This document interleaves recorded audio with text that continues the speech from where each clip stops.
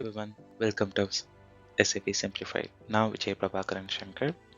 So எஸ்ஐபியில் deep dive பண்ணுறதுக்கு முன்னாடி சில கோர் கான்செப்ட்ஸில் நம்ம ரொம்ப ஸ்ட்ராங்காக இருக்கணும். அதில் one of the core concept தான் இஆர்பி. ஸோ இந்த வீடியோவில் இஆர்பினா என்ன, அதோட இம்பார்ட்டன்ஸ் என்னங்கிறத 4 ரியல் லைஃப் எக்ஸாம்பிள்ஸ் வச்சு நம்ம தெரிஞ்சுக்கலாம். Let's get started. என்னோட அப்பா வந்து ஒரு பழ வியாபாரி. அவரோட டே டு டே லைஃபவே நான் ஒரு எக்ஸாம்பிளாக எடுத்துக்கிறேன் இங்கே. ஸோ அவரோட டே டு டே ரொட்டீன் எப்படி இருக்குன்னா, காலையில் எந்திரிப்பார், 10,000 to 15,000 முதலீடாக வச்சுட்டு மார்க்கெட் போவார். ஃப்ரூட்ஸ் எல்லாம் வாங்கிட்டு அன்றைக்கி டே ஃபுல்லாக அதை விற்பாங்க. At the end of the டேயில் எவ்வளோ விற்றுருக்கு, எவ்வளோ ஸ்பெண்டிங் ஆகிருக்கு, எவ்வளோ பெட்ரோலுக்கெல்லாம் செலவாயிருக்கு, அதெல்லாம் கால்குலேட் பண்ணிவிட்டு அன்றைக்கி டே வந்து எவ்வளோ லாபம் கிடச்சிருக்கு, எவ்வளோ நஷ்டம் கிடச்சிருக்கு, ஆல்சோ எவ்வளோ ஃப்ரூட்ஸ் வந்து நெக்ஸ்ட் டேக்கு வந்து மூவ் ஃபார்வர்ட் ஆக போகுதுன்னு சொல்லிட்டு எல்லாத்தையும் நோட் பண்ணிவிட்டு நெக்ஸ்ட் டே வந்து ஸ்டார்ட் பண்ணுவாங்க. செகண்ட் எக்ஸாம்பிள் வந்து பார்த்தீங்கன்னா, நான் 12th முடிச்சுட்டு சம்மர் டைமில் பிஃபோர் இன்ஜினியரிங் காலேஜ் ஜாயின் பண்ணுறதுக்கு முன்னாடி கொஞ்சம் டைம் இருந்தது. சரி, ஓகே, சும்மா இருக்காமல் ஏதாவது பண்ணலாமேன்னு சொல்லிட்டு ஒரு ஸ்டேஷ்னரி ஷாப்பில் பார்ட் டைமாக ஒர்க்குக்கு ஜாயின் பண்ணேன். அங்கே என்னோடய டே டு டே ரொட்டீன் எப்படி இருக்கும்னா, ஸோ நான் மார்னிங் வந்து ஷாப்புக்கு போவேன். ஸோ அங்கே போன உடனே ஒரு அட்டெண்டன்ஸ் ரெஜிஸ்டர் இருக்கும். அங்கே வந்து நான் இன்றைக்கி வந்திருக்கேனா வரலையா, எத்தனை மணிக்கு வந்திருக்கேங்கிறத நோட் பண்ணுவேன். நோட் பண்ணிவிட்டு அப்புறம் அங்கே வந்து கஸ்டமர்ஸ் வருவாங்க, அவங்களுக்கு ஸ்டேஷ்னரி ஐட்டம்ஸ், அப்புறம் வந்து ஜெராக்ஸ் கேட்பாங்க. ஸோ எல்லாமே பண்ணிகிட்ருப்போம். சப்போஸ் கஸ்டமர் கேட்குற ஐட்டம் தீரப்போகுது, இல்லை வந்து ஸ்டாக் வந்து முடிஞ்சிருச்சுன்னா அந்த ஐட்டமை வந்து நாங்கள் ஒரு நோட் புக்கில் வந்து மெயின்டைன் பண்ணுவோம். ஸோ நெக்ஸ்ட் டைம் வந்து மார்க்கெட் போகும்போது அந்த ஐட்டம்ஸை வாங்கிட்டு வந்துட்டு ஸ்டாக்கை ரீஃபில் பண்ணிவிடுவோம். ஸோ இதே மாதிரி டெய்லி ரொட்டீன் வந்து இருக்கும். At the end of the month வந்து பார்த்தீங்கன்னா, மேனேஜரோ இல்லை ஓனரோ வந்து அந்த அட்டண்டன்ஸ் ரெஜிஸ்டரை வந்து ஒரு பேஸாக வச்சுட்டு அங்கே ஒவ்வொரு எம்ப்ளாயி எவ்வளோ நாள் வந்திருக்காங்க, அவங்க வந்து எவ்வளோ நேரம் ஒர்க் பண்ணியிருக்காங்கங்கிறத பேஸ் பண்ணி எங்களுக்கு சேலரி கொடுப்பாங்க. இங்கே வந்து பார்த்தீங்கன்னா, நான் 7 to 8 எம்ப்ளாயீஸ் ஒர்க் பண்ணோம் இந்த ஷாப்பில். ஸ்டேஷ்னரி ஷாப்பில் அப்படியே ஒர்க் பண்ணிவிட்டு காலேஜும் முடிச்சாச்சு ஃபைனலாக. ஸோ கேம்பஸ்லேயே ரெக்ரூட் ஆயாச்சு. இந்த கேம்பஸில் ரெக்ரூட் ஆனதுக்கப்புறம் காலேஜ் முடிஞ்சதுக்கப்புறமும் அந்த ஐடி ஆர்கனைசேஷன் போய் ஜாயின் பண்ணுறதுக்கு முன்னாடி ஒரு சின்ன கேப் இருந்தது, 2 to 3 months கேப் இருந்தது. சரி, ஓகே, வீட்டில் ஏன் சும்மா இருக்கணும், அகைன் சரி சும்மா போர் அடிக்காமல் இருக்கிறதுக்காக மறுபடியும் ஒரு டெலிவரி ஆஃபீஸில் ஒரு டெலிவரி ஏஜெண்ட்டாக ஒர்க்குக்கு சேர்ந்தேன். அங்கே வந்து பார்த்தீங்கன்னா ஒரு 40 to 50 மெம்பர்ஸ் இருப்பாங்க. ஸோ மார்னிங் போன உடனே ஒரு அட்டண்டன்ஸ் ட்ராக்கிங் மிஷின் இருக்கும். ஸோ அங்கே என்ன பண்ணுவோன்னா, நம்மளோட ஃபிங்கர் பிரிண்ட்டை வச்சோன்னா ஓகே, நம்மளோட அட்டண்டன்ஸ் வந்து அன்னைக்கு லாக் ஆகிடும். ஸோ ஒன்ஸ் லாக் ஆனதுக்கப்புறம் நமக்குன்னு ஒரு ஏரியா வந்து அசைன் பண்ணியிருப்பாங்க. ஸோ அந்த ஏரியாவுக்கு வந்திருக்க எல்லா கூட்ஸையும் எடுத்துகிட்டு நம்ம வந்து ஒரு மொபைல் அப்ளிகேஷன் இருக்கும் அவங்களோட அட்ரஸோட.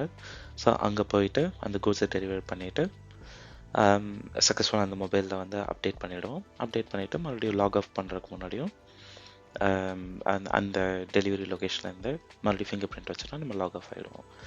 ஸோ இதே மாதிரி டெய்லியும் நம்ம போவோம், அட்டெண்டன்ஸ் ட்ராக் பண்ணுவோம், ப்ராடக்ட்ஸ் டெலிவர் பண்ணுவோம். அது எல்லாமே மொபைல் அப்ளிகேஷனில் ட்ராக் ஆகும். So end of the month பார்த்தீங்கன்னா, நம்மளோட attendance plus number of products நம்ம டெலிவர் பண்ணதை பேஸ் பண்ணி எங்களுக்கு சேலரி கிரியேட் பண்ணுவாங்க. ஃபைனலாக நான் ஐடி ஆர்கனைசேஷன்லேயும் சேர்ந்தேன். ஸோ அங்கே ஃபஸ்ட் டே வந்து எனக்கு ஐடி கார்டு கொடுத்தாங்க. கொடுத்துட்டு ஸோ ஆஃபீஸோட ப்ரொசீஜர்ஸ்லாம் சொன்னாங்க. ஸோ டெய்லி மார்னிங் நான் என்ன பண்ணுவேன்னா, அந்த ஐடி கார்டை வந்து ஒரு கேட்டில் வந்து அகெயின் ஒரு அட்டெண்டன்ஸ் ட்ராக்கிங் மிஷின் இருக்கும். அதில் நம்மளோட ஐடி கார்டை ட்ராக் பண்ணோன்னா, ஐடி கார்டை டேப் பண்ணோன்னா நம்மளோட அட்டெண்டன்ஸ் வந்து லாக் ஆகிடும். அதுக்கப்புறம் வந்து டே டு டே லைஃப் எப்படி இருக்குன்னா, நமக்கு ஒரு ப்ராஜெக்ட் அசைன் பண்ணியிருப்பாங்க. ஸோ அந்த ப்ராஜெக்டில் நம்ம ஒர்க் பண்ணுவோம். அதுக்கு தனியாக நமக்கு இது வந்து ஒரு பெரிய ஆர்கனைசேஷன். ஸோ மோர் தென் 1 lakh எம்ப்ளாயீஸ் ஒர்க் பண்ணுறதுனால அங்கே பிஸ்னஸ் யூனிட்ஸ் தனித்தனியாக அவங்கவுங்களோட நாலேஜ் அண்ட் ஸ்கில்ஸ்க்கு ஏற்ற மாதிரி டிவிஷன்ஸ் இருக்கும், டிபார்ட்மெண்ட்ஸ் இருக்கும். ஸோ அதே மாதிரி நம்ம ஸ்கில்ஸ்க்கு ஏற்ற மாதிரி ப்ராஜெக்டும் அசைன் பண்ணியிருப்பாங்க. ஒன்ஸ் எண்ட் ஆஃப் த மந்தில் வந்து பார்த்தீங்கன்னா நம்மளோட அட்டண்டன்ஸ், நம்மளோட ப்ராஜெக்ட், நம்மளோட பர்ஃபார்மன்ஸ் பேஸ் பண்ணி நமக்கு வந்து சேலரி வந்து கிரெடிட் பண்ணுவாங்க.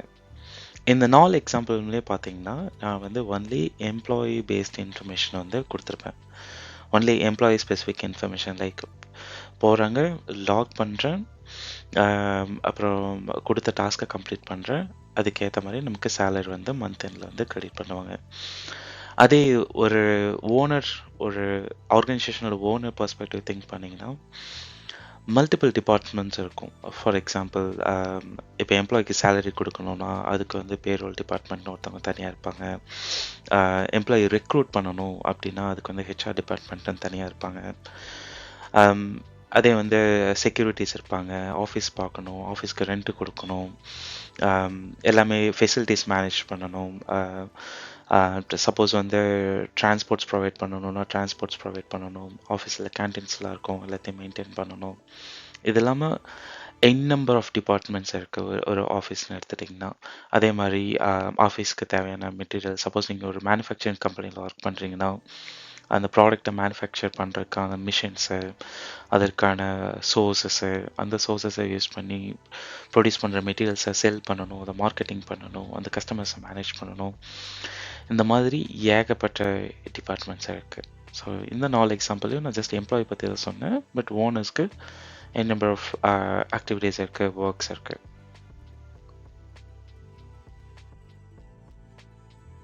ஸோ எம்ப்ளாயி கவுண்ட் பேஸ் பண்ணி there are different types of businesses.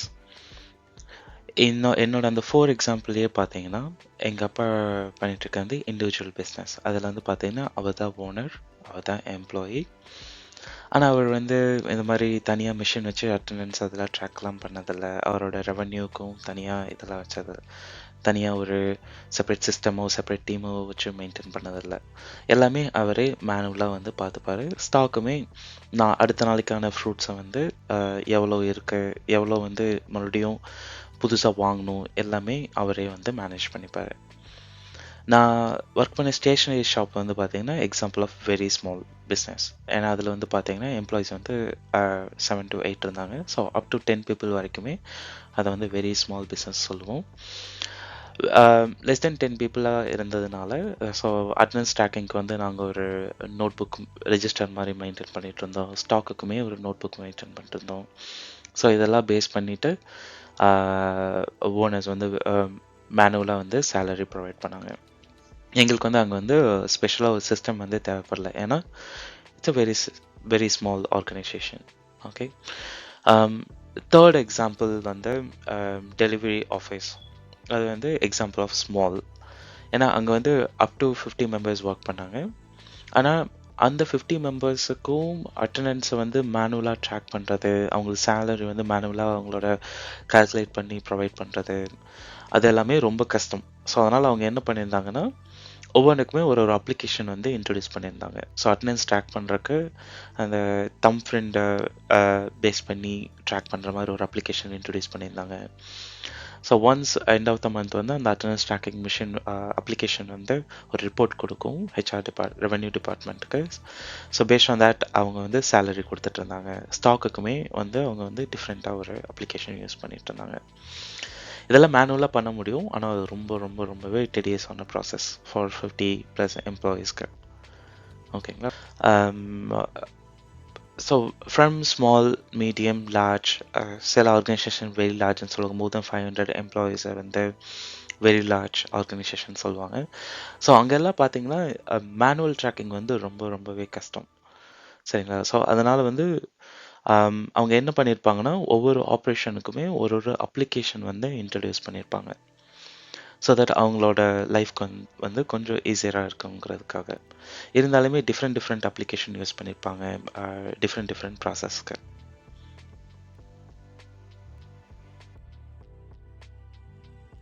Nineties வரைக்குமே பார்த்தீங்கன்னா எல்லா டிஃப்ரெண்ட் டிபார்ட்மெண்ட்ஸ்க்கு டிஃப்ரெண்ட் அப்ளிகேஷன் வச்சு மெயின்டைன் பண்ணிட்டு இருந்தாங்க.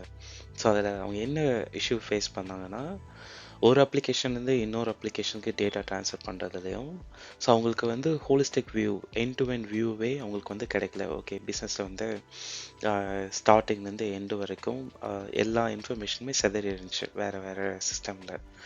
ஸோ இதையெல்லாம் ஃபிக்ஸ் பண்ணுறதுக்காக வந்தது தான் enterprise resource planning, ERP. So இஆர்பிங்கிறது ஒன்றும் இல்லை, ஒரு கோர் அப்ளிகேஷன். அதில் வந்து பார்த்தீங்கன்னா ஒரு பிஸ்னஸோட ப்ராசஸ் எல்லாத்தையுமே எண்ட் டு எண்ட் நம்மளால் வந்து ட்ராக் பண்ண முடியும். இஆர்பி இன்ஸ்டெட் ஆஃப் மல்டிபிள் அப்ளிகேஷன்ஸை ட்ராக் பண்ணுறதுக்கு பதிலாக ஒரே ஒரு அப்ளிகேஷனில் எல்லா இன்ஃபர்மேஷனையும் ட்ராக் பண்ணுறதுக்கு யூஸ் ஆகிறது தான் என்டர்பிரைஸ் ரிசோர்ஸ் பிளானிங். இதில் வந்து என்னென்ன டிபார்ட்மெண்ட்ஸ் எல்லாம் கவர் பண்ணலாம், இங்கே சில எக்ஸாம்பிள்ஸ் கொடுத்துருக்கேன். இது எல்லாமே என் நம்பர் ஆஃப் டிபார்ட்மெண்ட்ஸை நம்மளால் வந்து ட்ராக்கும் மெயின்டைனும் பண்ண முடியும் இஆர்பியில். ஃபார் எக்ஸாம்பிள் இங்கே வந்து ஹியூமன் ரிசோர்ஸில் வந்து நீங்கள் வந்து எம்ப்ளாயி வந்து இப்போ உங்களோட ஆர்கனைசேஷனுக்கு ஒரு எம்ப்ளாயி வேணும்னா அவங்கள ரெக்ரூட் பண்ணணும், ஆன்போர்ட் பண்ணணும், அவங்களோட இன்ஃபர்மேஷன் மெயின்டைன் பண்ணணும், அவங்களோட பர்ஃபார்மன்ஸ் பார்த்து அவங்களுக்கு வந்து ப்ரமோஷன் கொடுக்கணும், அவங்க சேலரி இன்க்ரீஸ் கொடுக்கணும். இது எல்லாத்தையுமே ஒரே சிஸ்டமில் மெயின்டைன் பண்ணிக்கலாம். சேம் சிஸ்டம்லேயே அவங்களுக்கு தேவையான ஒர்க் அசைன் பண்ண முடியும். ரிசோர்ஸ் எம்ப்ளாயீஸ் எவ்வளோ இருக்காங்கன்னு பேஸ் பண்ணி நம்மளால் வந்து ஒர்க்கை வந்து பிளான் பண்ண முடியும், நம்மளோட ரெவென்யூ வந்து பிளான் பண்ண முடியும். ஸோ அந்த எம்ப்ளாயீஸ் வச்சு ஒரு மேனுஃபேக்சரிங் கம்பெனியில் ப்ராடக்ட்ஸோட லைஃப் சைக்கிளை வந்து ட்ராக் பண்ண முடியும். ஒன்ஸ் ப்ராடக்ட் எல்லாம் டெலிவர் ப்ரொடியூஸ் பண்ணதுக்கப்புறம் மார்க்கெட்டிங் சேம் சிஸ்டம்லேயே பண்ண முடியும், அந்த சேல்ஸை வந்து ட்ராக் பண்ண முடியும், சப்ளை செயினை ட்ராக் பண்ண முடியும். ஸோ இந்த மாதிரி எண்ட் டு எண்ட் நம்ம வந்து ஒரு பிஸ்னஸ் ப்ராசஸில் ட்ராக் பண்ணுறதுக்கு யூஸ் ஆகிறது தான் இஆர்பி.